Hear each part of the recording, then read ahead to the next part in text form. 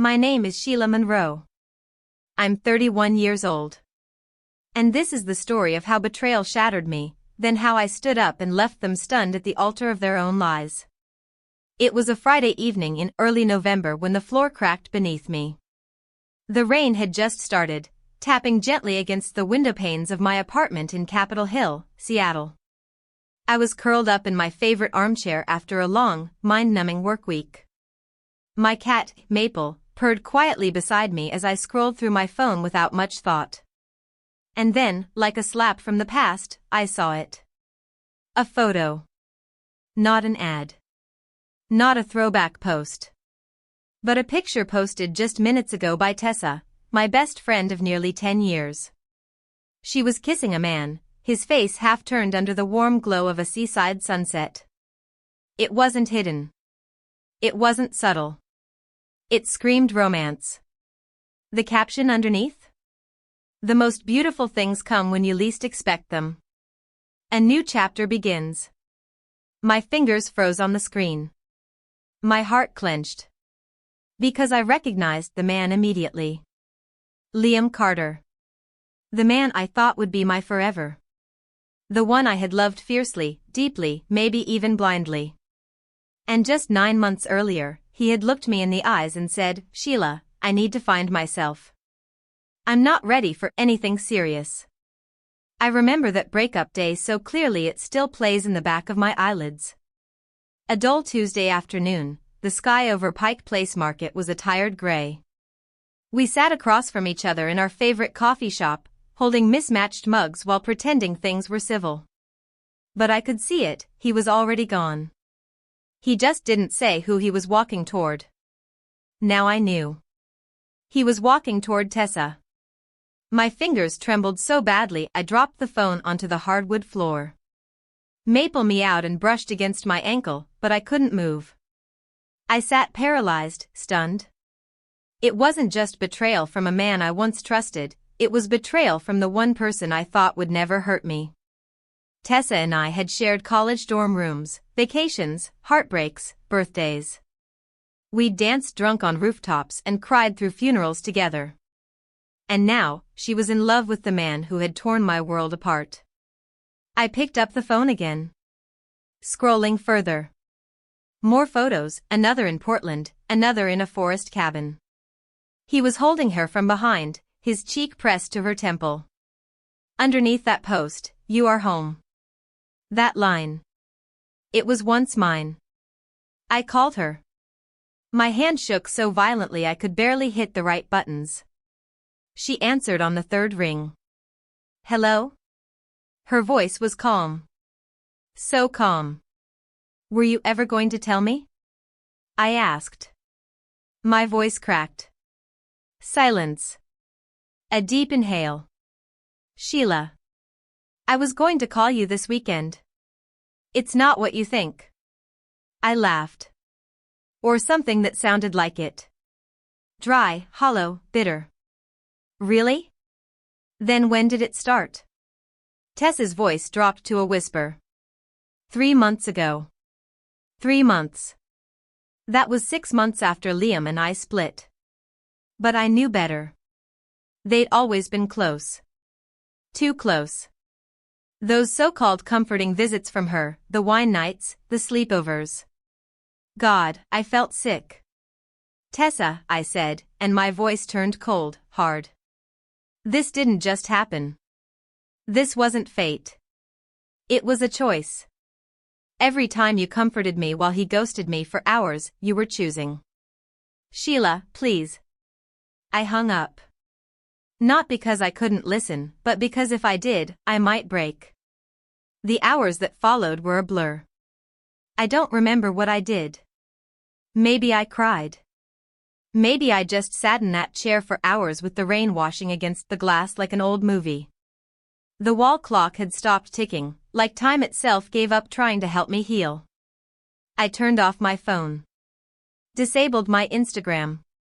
I didn't want to see the world anymore. I took unpaid leave from the marketing firm I'd worked at for 5 years. Said it was burnout.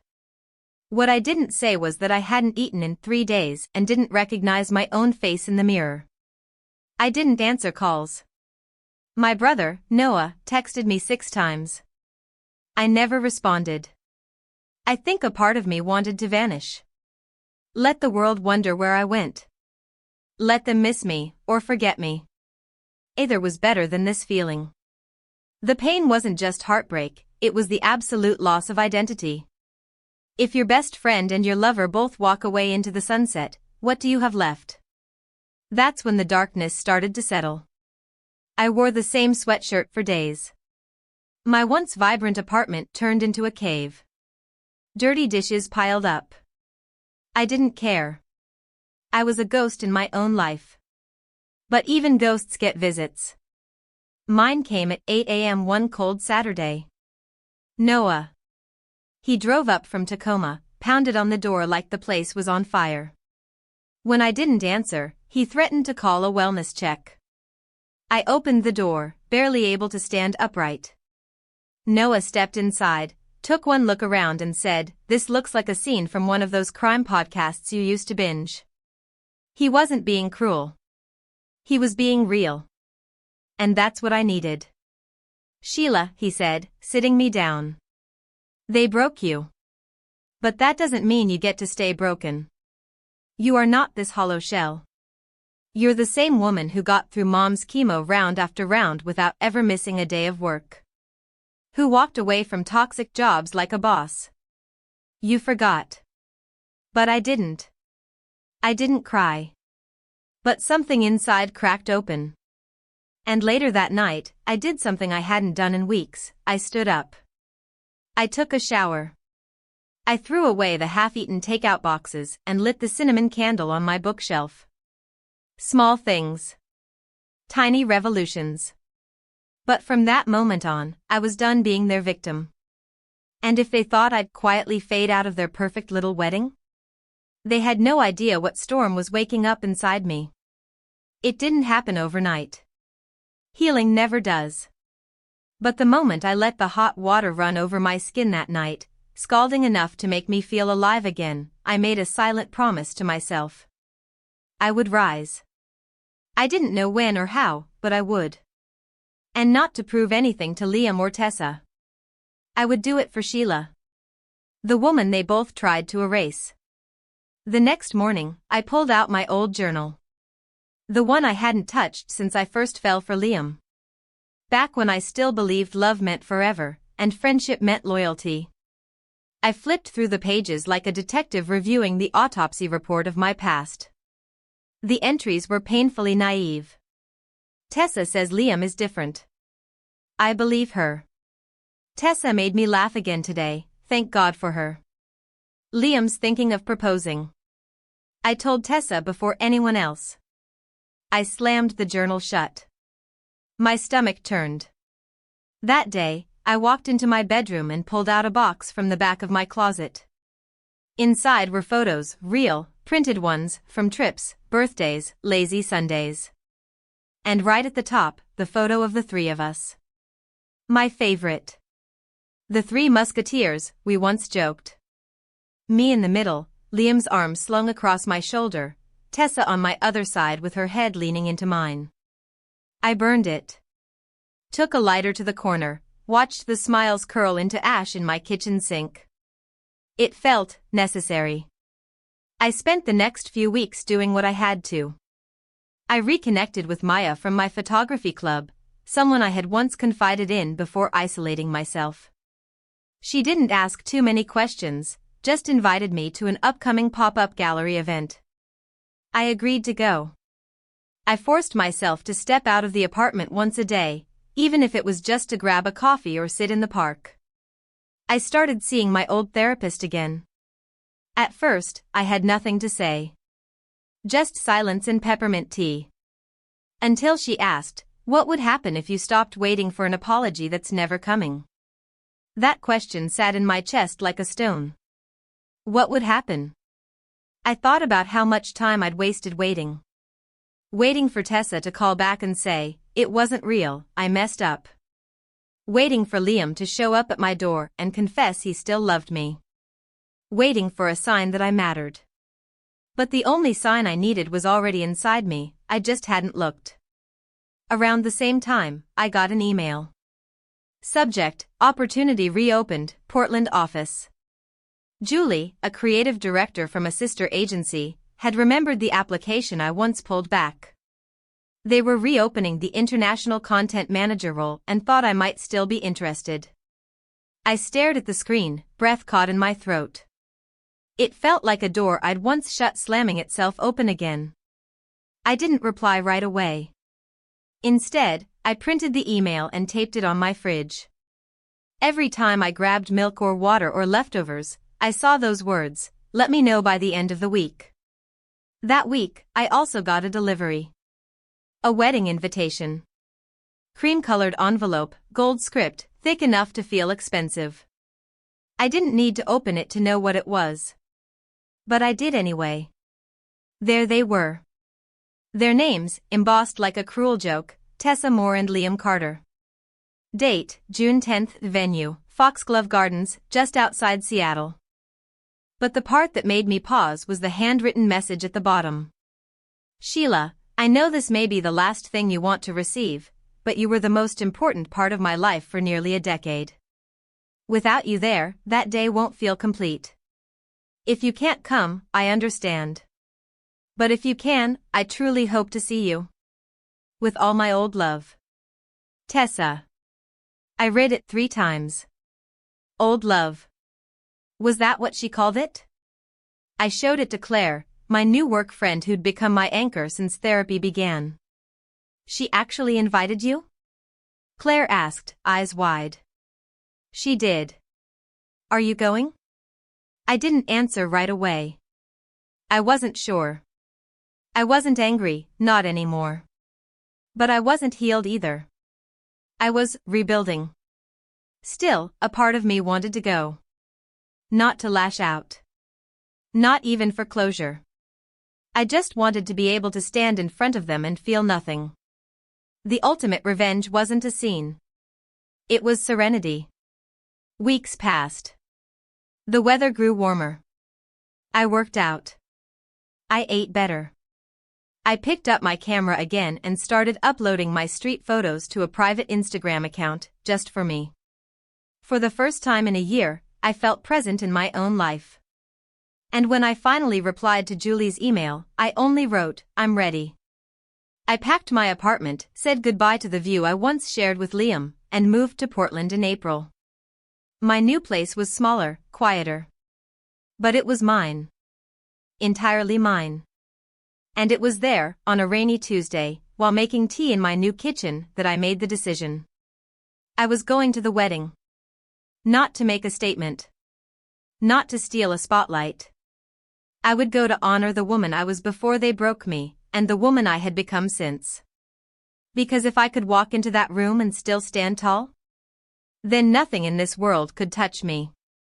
The first thing I did was book a ticket to Seattle, just a few days before the wedding, not early enough to give anyone time to reach out, not last minute enough to look panicked. Then I went shopping. Not for revenge. For power. I walked into a boutique in the Alberta Arts District and found it, a deep teal satin dress with a square neckline, open back, and a subtle slit just above the knee. Classy. Quietly stunning. The kind of dress that didn't scream for attention but commanded it anyway. When I tried it on, the saleswoman looked me up and down and said, "With nude heels and a soft updo, you'll make the whole room stop breathing." She had no idea what this dress was for. She didn't need to. I texted Claire a photo. Her response came back immediately, "You look like justice." I smiled. The week before the wedding, work picked up like a storm. Portland's office was prepping a regional campaign for a natural skincare brand, and I was asked to take lead on 2 client pitches. I didn't even have time to overthink the wedding anymore. And maybe that was a good thing. I wasn't letting it take over my life again. It was just an event on my calendar. A reminder. A final checkpoint on a long road back to myself. 3 days before I flew out, I got a message from Julian. He was an architect I met at an art gallery in Portland.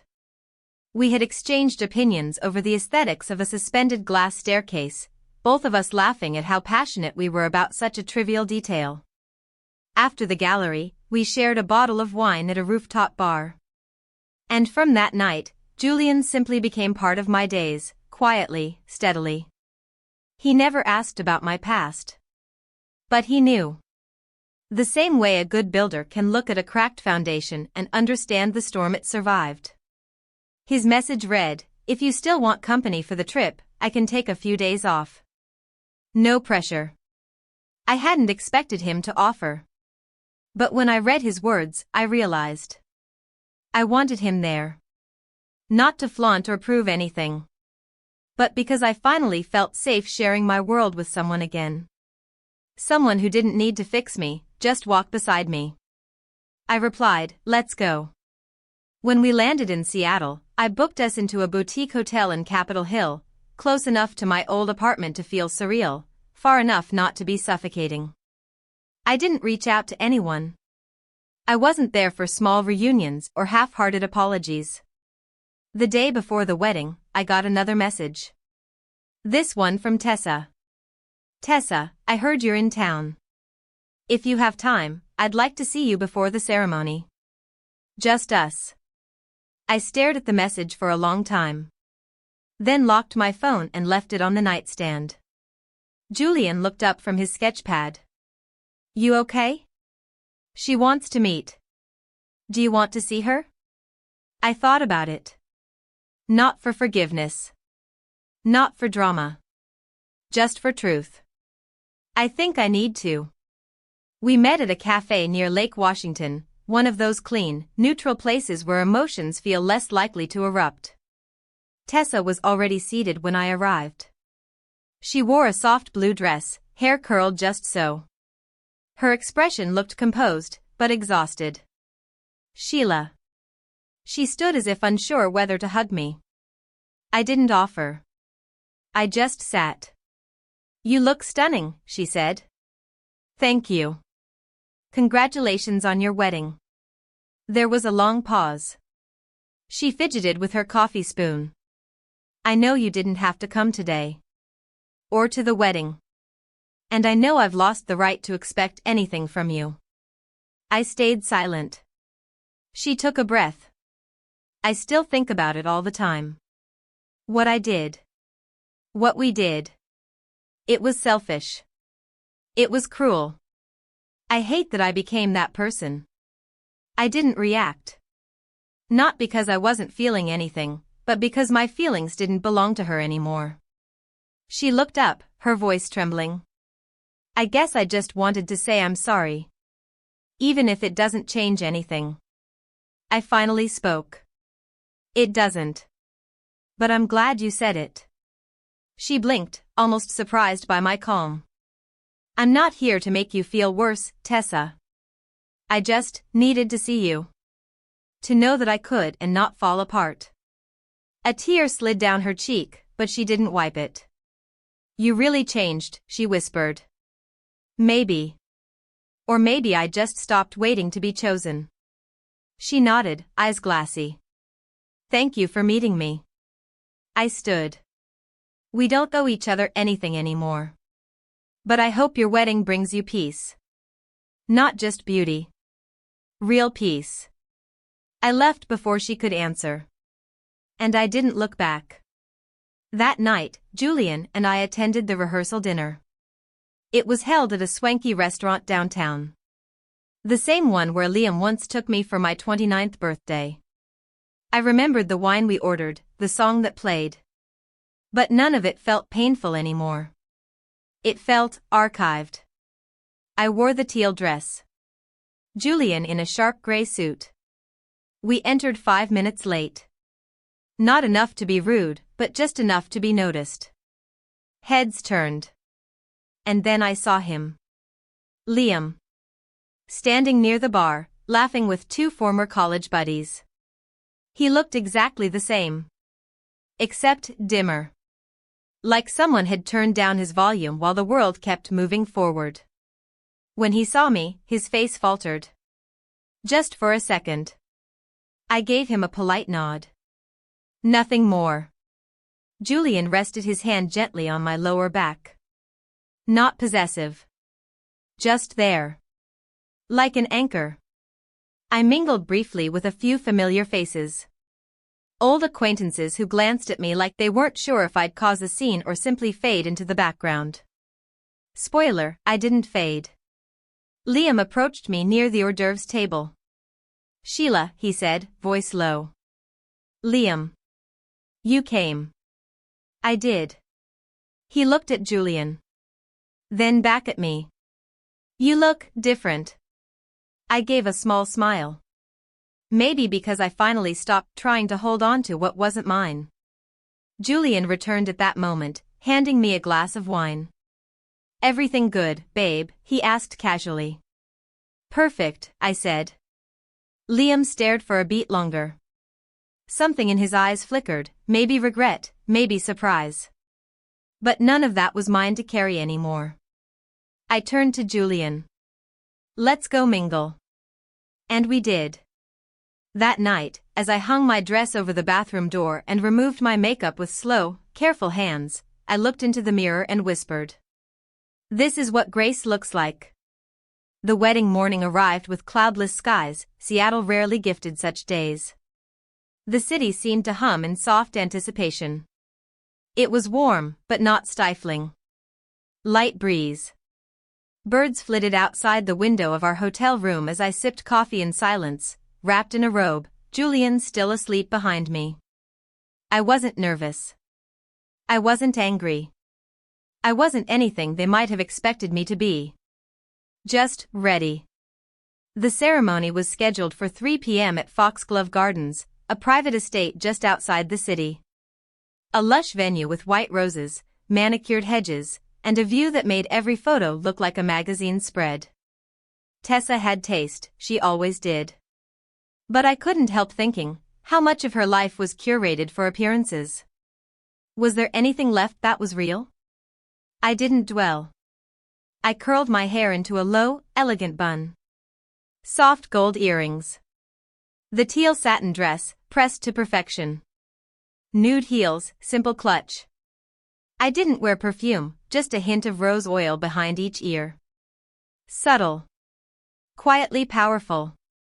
Julian dressed in a black suit, no tie, collar open just enough to look like he belonged in a European fashion spread. When he saw me, he didn't say anything right away. He just looked. The kind of look that doesn't ask for space or demand anything. It just sees you. "You ready?" he finally asked. I nodded. "Let's go close the chapter." We arrived 15 minutes early, just enough to be punctual but not desperate to be noticed. Guests were still arriving, the string quartet tuning their instruments in the background. The ceremony space stretched across the back lawn of the estate, white chairs lined in precise rows, each adorned with pale blue ribbon. The altar was a soft arch of orchids and eucalyptus, backlit by the late afternoon sun. I recognized some faces, old college friends, former coworkers, people who had chosen silence during the fallout but smiled now as if history had been wiped clean. I smiled back. Not because I forgave them, but because I no longer needed anything from them. Julian and I took seats near the back, far from the aisle but still within view. We weren't there to be part of the story. We were there to witness its end. A few minutes later, Liam appeared. He wore a pale beige suit, tailored and sharp. His tie matched the blue ribbons on the chairs. He looked calm, composed, rehearsed. But his hands were clasped behind his back so tightly I could see the strain in his knuckles from where I sat. Then the music shifted. The guests turned. And Tessa walked out. She wore a white off-shoulder gown, classic and fitted at the waist, her veil clipped back to reveal her face fully. She smiled, but it didn't reach her eyes. It was the kind of smile you practice. The kind you put on when you've already paid for the venue and the guests are watching. As she walked toward the altar, our eyes met. Just for a second. She blinked, but didn't look away. Neither did I. The ceremony proceeded like any other. Vows were read. Rings exchanged. Applause rose like a wave. But I didn't listen to every word. I watched their faces instead. Liam's gaze held a flicker of something that wasn't joy, more like relief. And Tessa's jaw tensed just slightly when she turned to face the guests. Like someone carrying a weight no dress could hide. After the ceremony, as guests lined up to offer congratulations, Julian and I waited near the back.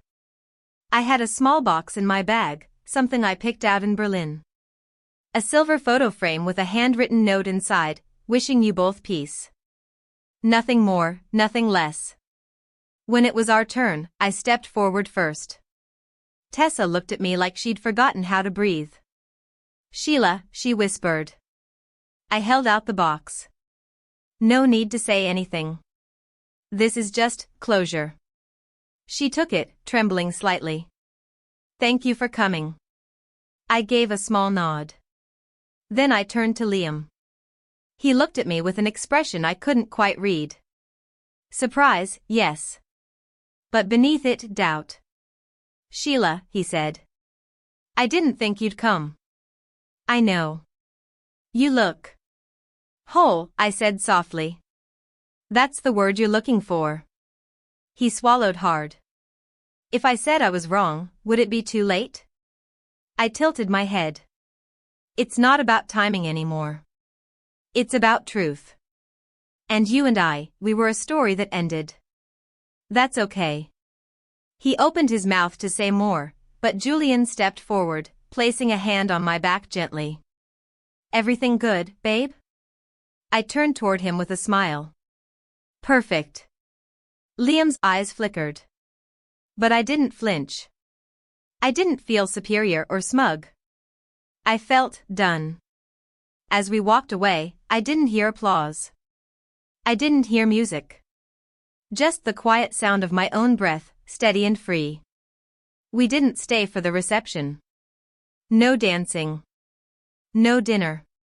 Julian and I got into the car and drove back toward the city as the sun began to set behind us. Through the rearview mirror, I saw the estate grow smaller and smaller until it disappeared behind the trees. And with it, every lie, every betrayal, every unanswered question I once carried like a stone. Gone. The drive back into the city was silent at first, but not uncomfortable. Julian's hand rested on my thigh, thumb drawing slow circles, grounding me with every motion.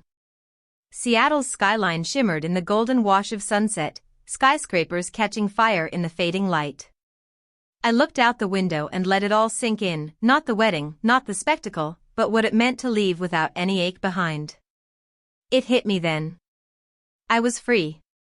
I didn't realize how heavy the grief had been until it lifted. Like I'd been carrying a suitcase I didn't even remember packing, and somewhere between I didn't come for you and perfect, I'd set it down for good. Back at the hotel, Julian opened a bottle of wine he'd brought with him, French, dry, something he claimed was for the occasion, though he didn't know what the occasion would be. We sipped it on the balcony, the air crisp with coming summer, the streets below still humming with life. Do you feel better? He asked. I thought for a moment. No. I feel clean. Like I've washed off years of things I thought I needed. Julian studied me for a beat, then said, that's a rare kind of peace. And he was right. We made love that night, not rushed, not urgent, but like two people who had learned the value of presence. Every touch was a reminder that connection didn't have to come at the cost of self. When I fell asleep in his arms, I wasn't dreaming of past wounds, I was dreaming of a future I could actually see myself in. 3 months passed. I returned to Portland a different woman. More focused, more intentional. My work thrived. In July, I was offered the lead on a global branding project with a natural cosmetics brand based in Paris. By August, I was promoted to creative director for the entire European region. The day I received the official offer, I didn't shout or call anyone. I simply looked out my apartment window, smiled, and whispered, you did this. No one else. Just me. I accepted the offer and relocated to Berlin, where the company's European design hub was based. A modest apartment in Charlottenburg became my new home, a bright space with tall windows, a view of the park, and a little reading nook that Julian turned into his sketching corner when he visited on weekends. We didn't live together. Not yet. But we didn't need to rush. Every weekend we explored something new. Open-air flea markets, old bookstores, hidden courtyards with jazz bars. We hosted small dinners with new friends, photographers, architects, writers, wanderers. People who, like us, had been cracked open and chose to rebuild, not retreat. I even started a new Instagram account for my photography. Nothing commercial. Just candid street shots. Faces, shadows, broken windows, love scribbled on walls. To my surprise, it grew. 10,000 followers in just 3 months. Then came the email. Adline Europe magazine would like to feature you in their Women Reshaping the Creative World issue. Interested? I stared at it for nearly an hour before answering. Yes. The photo shoot took place on the rooftop of our Berlin office. I wore a tailored cream suit, minimal makeup, hair pulled into a sleek bun. The photographer, Dutch and charming, kept saying, "Don't smile. Your eyes already do." When the article was published, my inbox overflowed with messages. Former colleagues. College friends. Even strangers. But the one that stood out was a notification from LinkedIn. Liam Carter viewed your profile. I didn't click on his. Didn't need to. Instead, I closed the app, poured a glass of wine, and played a soft acoustic track Julian had sent me from Italy. That fall in Berlin was especially beautiful. The trees blazed in orange and red, the streets smelled of roasted chestnuts and rain, and our apartment felt like the first home I had ever built, not borrowed.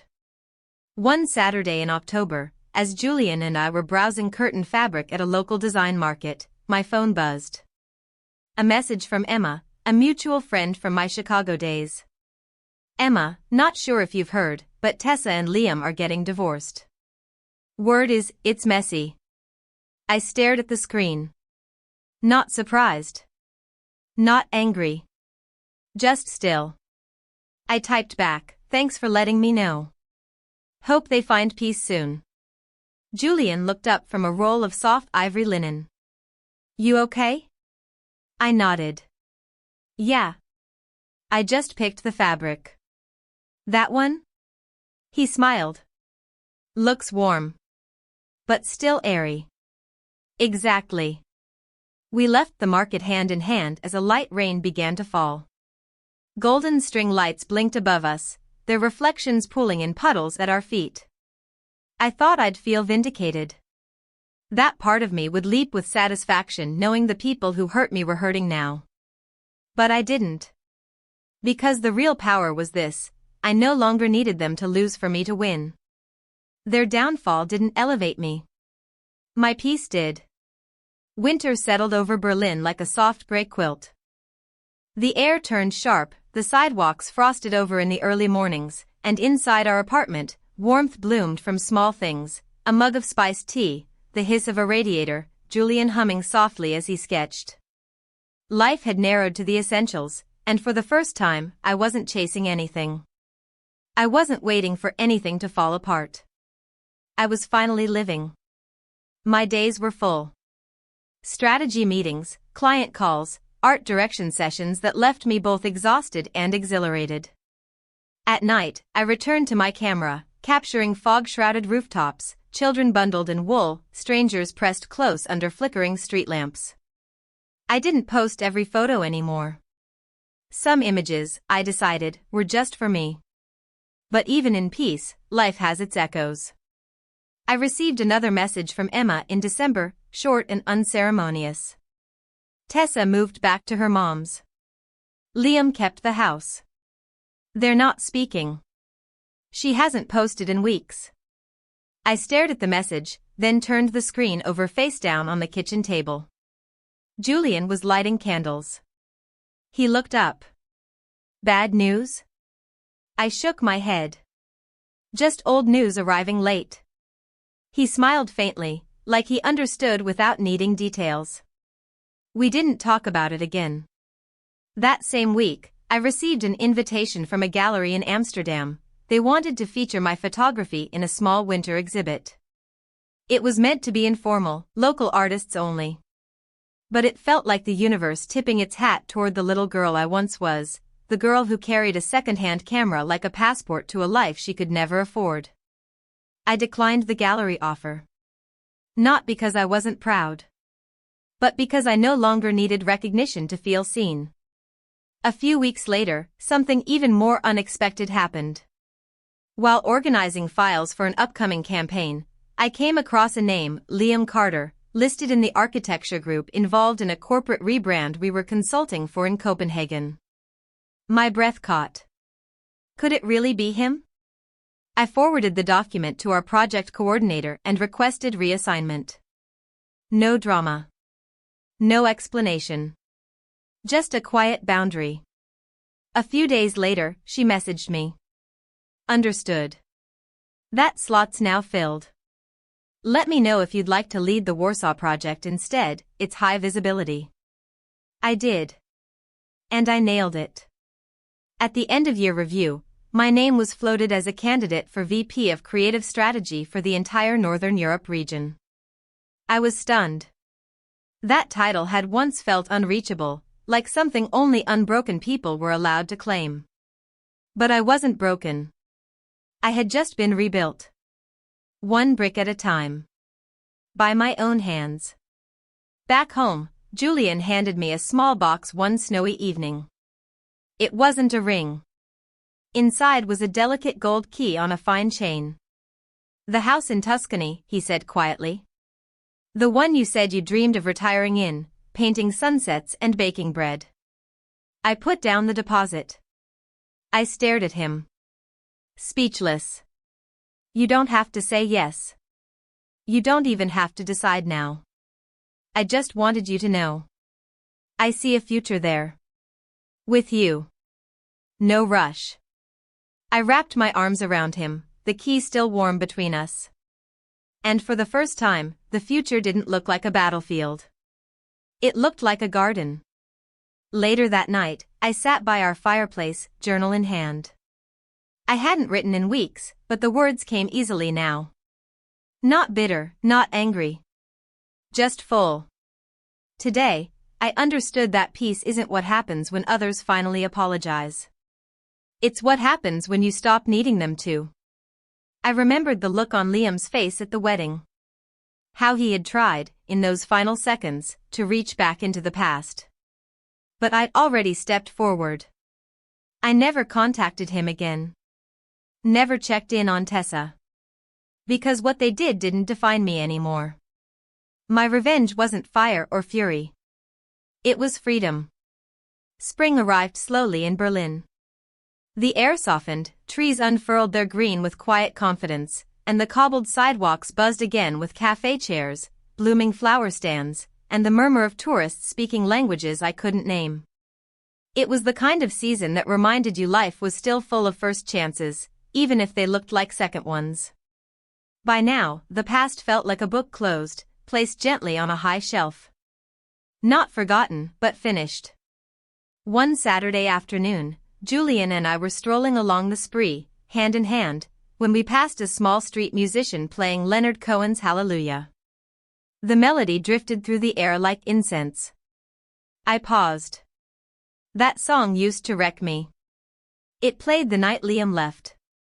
I remember it playing on a loop in my apartment afterward, like salt in a wound I couldn't stop licking. But now? I simply listened. And I didn't hurt. Julian noticed. You okay? I nodded. Just remembering who I used to be. And realizing I liked this version of me better.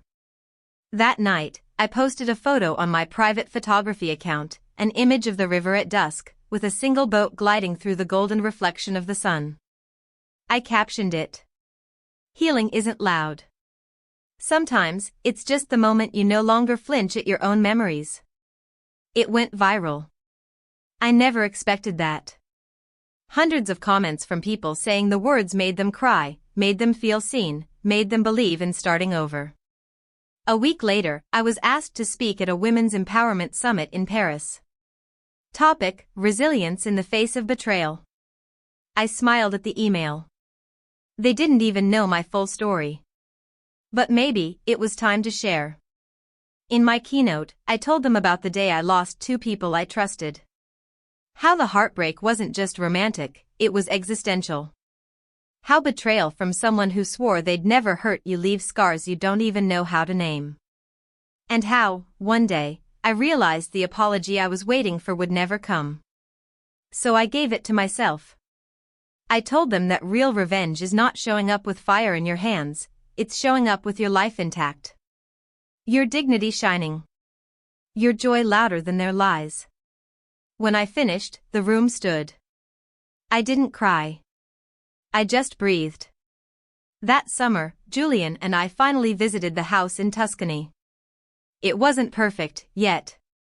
Cracks in the stone walls, wildflowers creeping through the shutters, a broken oven door that we laughed about for 3 days straight. But it was ours.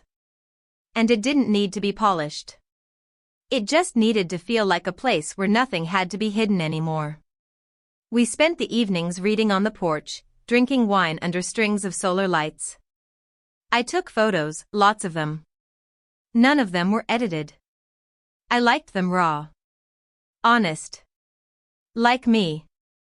And then, one crisp morning in October, I received a package from Seattle. No return address. Inside was a small box. It held the photo I once gave Tessa at her wedding. The silver frame. But instead of my note, there was a different one, folded carefully behind the glass. In her handwriting. You were always the better woman. I just didn't see it until it was too late. I hope you live free. T. I stared at it for a long time. Then, quietly, I walked to the garden, set the frame gently in the compost bin, and closed the lid. Some things belong in the earth. Not because they're garbage, but because they helped something else grow. That night, I stood on the balcony with Julian, watching the stars begin to gather in the velvet sky. He slipped his arm around my waist. You ever think about writing a book? He asked. Maybe someday, I said. But what would you call it? I looked out at the quiet hills, the olive trees swaying, the silence no longer heavy. Not Aftermath, I said. Then what? I smiled. Arrival. Sheila's story isn't just about betrayal. It's about evolution. About understanding that justice doesn't always wear armor or swing a sword, sometimes, it walks away, graceful and whole. Sometimes the loudest revenge is building a life so beautiful, they can't imagine how they ever broke you. Thank you for watching Revenge Echoes, where stories speak louder than revenge. If Sheila's journey moved you, share this story with someone who needs to hear it. And don't forget to subscribe for more raw, real, and powerful true-life dramas. What about you? Would you have gone to the wedding? Stayed silent? Or sent a message they'd never forget? Let us know in the comments.